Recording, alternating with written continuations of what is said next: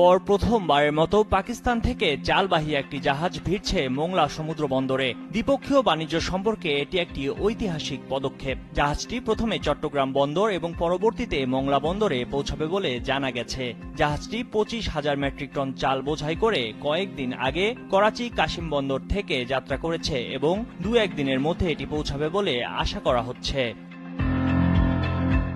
বাংলাদেশ ও পাকিস্তানের মধ্যে সরাসরি পর্যায়ে G2G চুক্তির আওতায় গত মাসের শুরুতে ট্রেডিং কর্পোরেশন অব পাকিস্তান TCPর মাধ্যমে 50 মেট্রিক টন বাসমতি চাল আমদানির চুক্তি স্বাক্ষরিত হয়। এই চুক্তির আওতায় প্রথম চালানটি বর্তমানে বাংলাদেশের পথে রয়েছে এবং চলতি মাসের শেষ দিকে দ্বিতীয় চালান আসার কথা রয়েছে।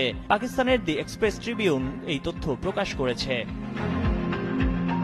প্রতিবেদনে বলা হয়, 1971 সালের স্বাধীনতার পর প্রথমবারের মতো পাকিস্তান ও বাংলাদেশের সরকারি পর্যায়ে সরাসরি বাণিজ্য ফের শুরু করেছে। পাকিস্তান সরকার অনুমোদিত প্রথম কার্গো বন্দর কাশিম ছেড়েছে।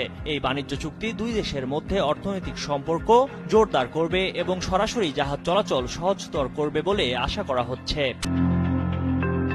টিসিপির মাধ্যমে 50,000 টন চাল কিনতে সম্মত হয়েছে বাংলাদেশ। চুক্তিটি ফেব্রুয়ারির শুরুতে চূড়ান্ত করা হয়েছিল।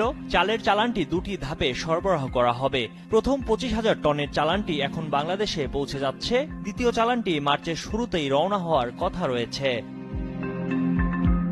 চলাচল ও সংরক্ষণ নিয়ন্ত্রকের খুলনা কার্যালয়ের উপনিয়ন্ত্রক ইন্দ্রজিৎ সরকার গণমাধ্যমকে জানান, চালের সংকট মেটাতে পাকিস্তান থেকে চাল আসছে। পাকিস্তান থেকে আসা চাল প্রথমে চট্টগ্রাম বন্দরে এবং পরবর্তীতে 40% মোংলা বন্দরে খালাস করা হবে।